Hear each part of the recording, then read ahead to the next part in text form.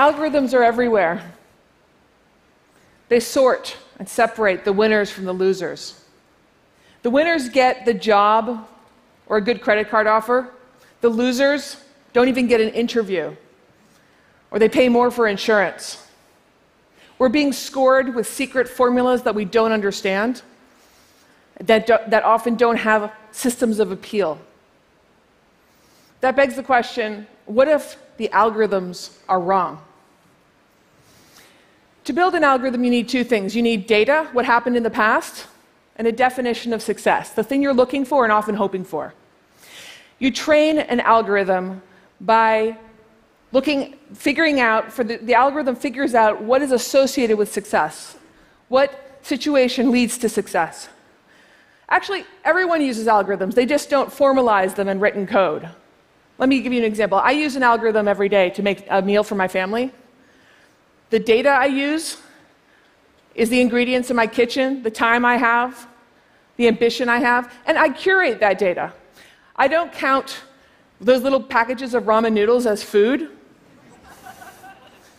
My definition of success is a meal is successful if my kids eat vegetables.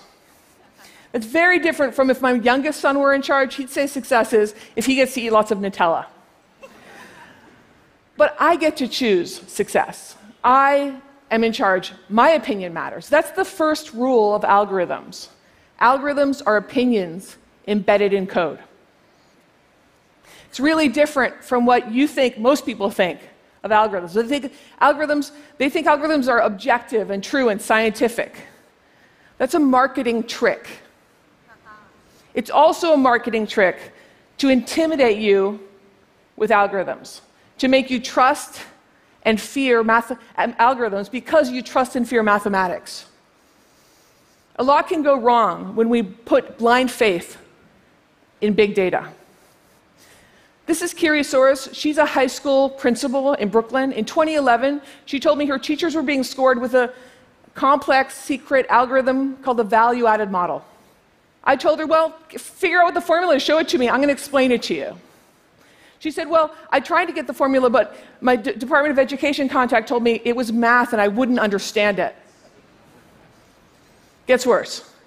The New York Post filed a Freedom of Information Act request, got all the teachers' names and all their scores, and they published them as an act of teacher shaming.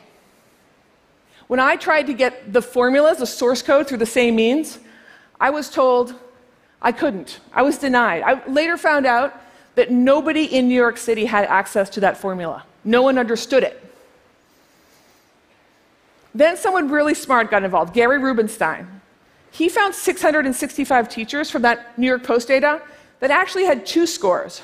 That could happen if they were teaching 7th grade math and 8th grade math. He decided to plot them. Each dot represents a teacher. What is that? That should never have been used for individual assessments. It's almost a random number generator. But it was. This is Sarah Wysocki. She got fired along with 205 other teachers from the Washington, D.C. school district, even though she had great recommendations from her principal and the parents of her kids. I know what a lot of you guys are thinking, especially the data scientists, the AI experts here. You're thinking, well, I would never make an algorithm that inconsistent. But algorithms can go wrong, even have deeply destructive effects with good intentions. And whereas an airplane that's designed badly crashes to the earth and everyone sees it, an algorithm designed badly can go on for a long time, silently wreaking havoc. This is Roger Ailes. He founded Fox News in 1996. More than 20 women complained about sexual harassment. They said they weren't allowed to succeed at Fox News. He was ousted last year, but we've seen recently that the problems have persisted. That begs the question, what should Fox News do to turn over another leaf? Well, what if they replaced their hiring process with a machine learning algorithm? That sounds good, right? Think about it. The data. What would the data be? A reasonable choice would be the last 21 years of applications to Fox News. Reasonable. What about the definition of success? reasonable choice would be, well, who's successful at Fox News? I guess someone who, say, stayed there for 4 years and was promoted at least once. Sounds reasonable. And then the algorithm would be trained. It would be trained to look for people to learn what led to success. What kind of applications historically led to success by that definition. Now think about what would happen if we applied that to the current pool of applicants. It would filter out women because they do not look like people who were successful in the past. Algorithms don't make things fair if you just blindly apply algorithms. They don't make things fair. They repeat our past practices, our patterns. They automate the status quo. That would be great if we had a perfect world, but we don't. And I'll add that most companies don't have embarrassing lawsuits, but the data scientists in those companies are told to follow the data, to focus on accuracy. Think about what that means. Because we all have bias, it means they could be codifying sexism or any other kind of bigotry. Thought experiment, because I like them. An entirely segregated society. Racially segregated, all towns, all neighborhoods, and where we send the police only to the minority neighborhoods to look for crime. The arrest data would be very biased. What if, on top of that, we found a data scientist and paid the data scientist to predict where the next crime would occur? Minority neighborhood. Oh, or to predict who the next criminal would be, a minority. The data scientists would brag about how great and how accurate their model would be, and they'd be right. Now, reality isn't that drastic, but we do have severe segregations in many cities and towns, and we have plenty of evidence of biased policing and justice system data. And we actually do predict hot spots, places where crimes will occur. And we do predict, in fact, the individual criminality, the criminality of individuals. The news organization ProPublica recently looked into one of those recidivism risk algorithms, as they're called, being used in Florida during sentencing by judges. Bernard on the left, the black man, was scored a 10 out of 10. Dylan on the right, 3 out of 10. 10 out of 10 high risk, 3 out of 10 low risk. They were both brought in for drug possession. They both had records, but Dylan had a felony, but Bernard didn't. This matters because the higher score you are, the more likely you're being given a longer sentence.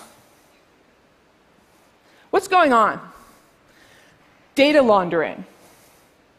It's a process by which technologists hide ugly truths inside black box algorithms and call them objective, call them meritocratic. When they're secret, important, and destructive, I've coined a term for these algorithms: weapons of math destruction.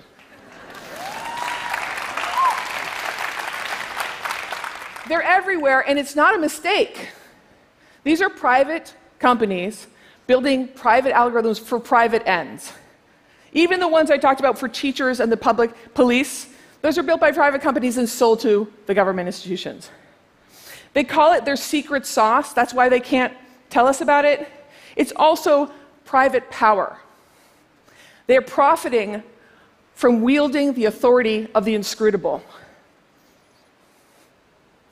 Now, you might think, since all this stuff is private, there's competition, maybe the free market will solve this problem.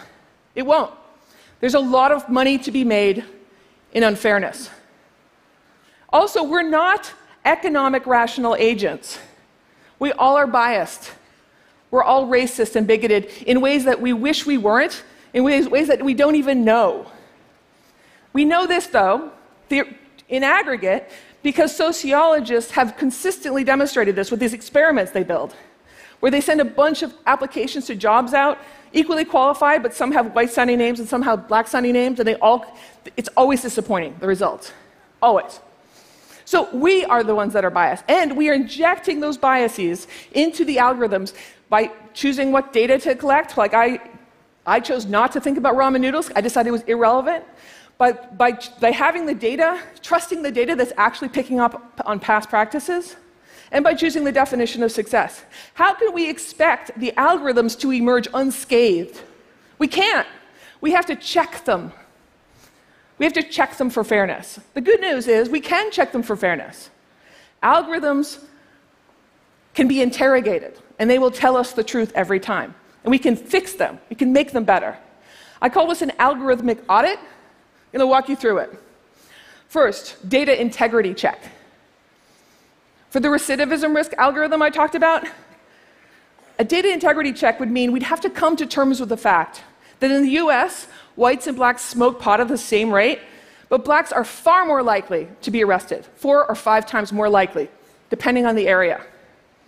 What is that bias looking like in other crime categories, and how do we account for it? Second, we should think about the definition of success. Audit that. Remember, with the hiring algorithm, we talked about it, someone who stays for 4 years and is promoted once. Well, that is a successful employee, but it's also an employee that is supported by their culture. That also can be quite biased. We need to separate those two things. We should look to the blind orchestra audition as an example. That's where the people auditioning are behind a sheet. What I want to think about there is the people who are listening have decided what's important, and they've decided what's not important, and they're not getting distracted by that. When the blind orchestra auditions started, the number of women in orchestras went up by a factor of 5. Next, we have to consider accuracy. This is where the value-added model for teachers would fail immediately. No algorithm is perfect, of course. So we have to consider the errors of every algorithm. How often are there errors? And for whom does this model fail? What is the cost of that failure? And finally, we have to consider the long-term effects of algorithms, the feedback loops that are engendering. That sounds abstract, but imagine if Facebook engineers had considered that before they decided to show us only things that our friends had posted. I have 2 more messages. One for the data scientists out there. Data scientists, we should not be the arbiters of truth. We should be translators of ethical discussions that happen in larger society. And the rest of you, the non-data scientists, this is not a math test. This is a political fight. We need to demand accountability for our algorithmic overlords. The era of big data, of blind faith in big data, must end. Thank you very much.